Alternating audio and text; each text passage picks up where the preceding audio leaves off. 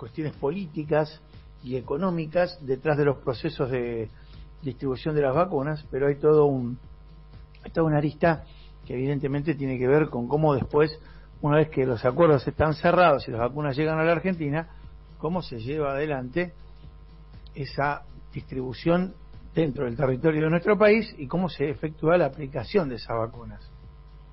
Y ahí es muy importante el rol que le cabe a todas las organizaciones, tanto las del Estado como las organizaciones sociales, en la participación de esos procesos y de esas cadenas.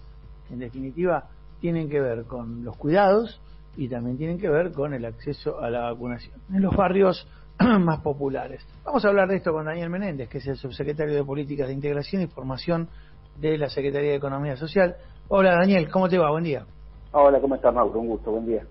Igualmente, gracias por atendernos. Bueno, es evidente que la convocatoria tiene que ser amplia. El operativo, como lo califican las propias autoridades, es el operativo más grande inmunizatorio en la historia de la Argentina y por ende requiere del apoyo de todos. Sin embargo, hay algunos que entienden cuestionable la participación de la militancia y de los integrantes de las organizaciones en esta distribución, en este proceso de vacunación. ¿Cómo lo ves vos? Me parece un tanto sesgado, ¿no? Se cuestiona que se milite o que se difunda una política pública, pero no se cuestiona cuando se milita en contra. O sea, acá el problema es que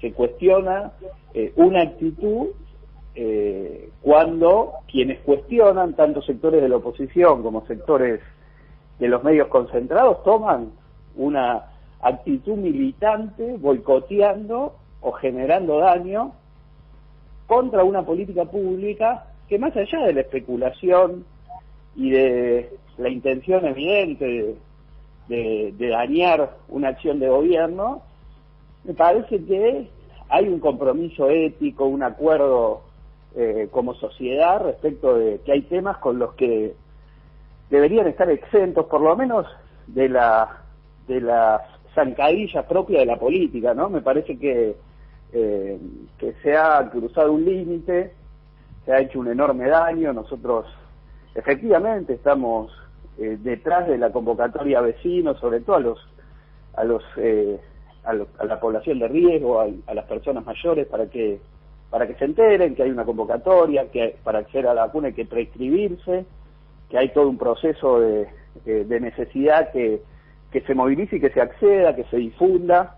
Y cuando uno va y lleva adelante esa tarea, se encuentra con miedo, se encuentra con que, aduciendo discursos de la televisión, de comunicadores, de periodistas, respecto a los efectos secundarios de la vacuna, es decir, el daño que se está causando es evidente, y me parece que es falaz el argumento, ¿no? Hay un argumento que es muy, muy miserable, y bueno, nada, nosotros hemos tomado partido, hemos asumido una actitud efectivamente de militancia, de difusión, de compromiso con una política pública que prácticamente en el siglo XXI, la verdad que discutir vacunación y discutir que la vacuna es un elemento central para el cuidado y para el fin de esta pandemia, la verdad que es bastante de mínima raro, ¿no?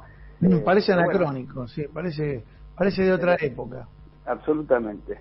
Pero bueno, es muy paradójico que quienes cuestionan a una militancia en pos de una política pública hacen una militancia quizá más aguerrida que quienes difundimos la necesidad de acceder a estas inscripciones que se están llevando adelante y para poder organizarnos para que efectivamente sea exitoso. Y me parece que es propio, es válido de alguna especulación, de cuestionar políticas públicas y de cualquier esquema opositor, de buscar rédito en pos de cuestionar alguna política pública, pero la verdad que en este tema una vez se extraña el inicio, ¿no?, de esta pandemia, donde ha habido una mirada distinta de la oposición, ha habido otra actitud. Me parece que es importante que eso se reconstruya, sobre todo por la peligrosidad y por las dificultades que tenemos en el horizonte, que a veces relativizan y me parece que es un error, ¿no? Déjame ir a un terreno más propio, específico de la actividad que vos desarrollás, teniendo en cuenta tu contacto permanente con las organizaciones sociales y con los sectores populares que han requerido de la asistencia del Estado fuertemente a lo largo de este 2020. ¿Qué va a pasar con el IFE? Contanos si hay previsto alguna posibilidad de prórroga, mucha expectativa hay en cuanto a eso, o en su defecto alguna transformación de ese ingreso que salvó a muchas familias en la Argentina de otras maneras de asistencia. Mira, el IFE, el ATP, no, la multiplicación de la asistencia alimentaria está atado a una política social en un contexto de pandemia vinculado con el aislamiento y la caída de la actividad. Es evidente que hoy no es esa la situación, hoy hay actividad, hay un deterioro, sin duda por el impacto del aislamiento y por el costo que ha tenido la pandemia en nuestro país, que sin duda no nos puede llevar a pensar la política social tal cual la pensábamos en enero, febrero del año pasado, ¿no? Lo que no implica necesariamente ir a estrategias de excepcionalidad como fueron el IFE, que sin duda, si la situación sanitaria requiere un mayor aislamiento o mayor medidas de resguardo en términos sanitarios, que se piense en reflotarlo. Hoy estamos detrás de evaluar el incremento de los montos. La inflación sin duda es un problema. Se ha incrementado el monto de la tarjeta alimentaria. Me parece que hay una agenda a seguir, porque hay una necesidad de que los ingresos de los sectores populares, de los trabajadores de este año, tengan una mejora respecto de los niveles de inflación. Y me parece que hoy la agenda sigue siendo tratar de motorizar la actividad, ¿no? Fortalecer los emprendimientos productivos, seguir pensando en cómo dinamizar el trabajo desde abajo, desde los emprendimientos comunitarios, atado a que el proceso económico general derive en mayor inversión y mayor puesta en actividad a medida que se vayan dando las condiciones. Por lo menos hoy está enfocado hacia allí la mirada, por supuesto atento a que la situación se pueda ir exigiendo otras respuestas, ¿no? O sea que la otra vuelta cuando hablábamos con el ministro de Desarrollo Social nos decía que la idea es transformar ese tipo de aportes del Estado en otros programas que también fortalezcan lo que podría ser la incipiente recuperación de los emprendimientos productivos y bueno, y todo lo que vaya surgiendo en la pospandemia. ¿Es algo así lo que vos estás planteando también?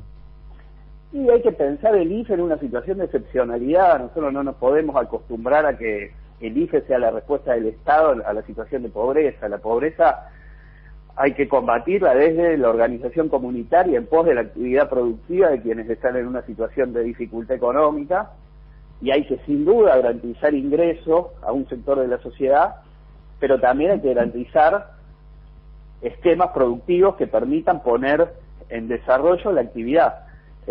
Me parece que el IFE fue una respuesta en pos de la necesidad de un parate económico y de una caída brutal de la actividad, producto de una política de cuidado que hoy no es tal. Por tanto, me parece que la estrategia no es solo sostener ingresos para que podamos subsistir, porque en definitiva era un ingreso atado a que sin desarrollar actividad pueda haber una satisfacción de mínimas necesidades.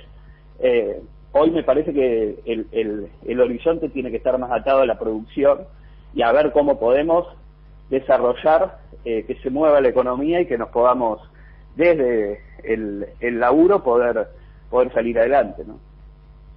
Daniel, gracias por este contacto con Delta. Gracias, Mauro, un abrazo. Daniel Menéndez, subsecretario de Políticas de Integración y Formación de la Secretaría de Economía Social, dando algunos detalles de cómo se va a llevar a cabo, con la participación de muchas organizaciones sociales, el proceso de vacunación y también contándonos qué se viene en el escenario de pospandemia con el aporte que el Estado ha efectuado a los sectores populares.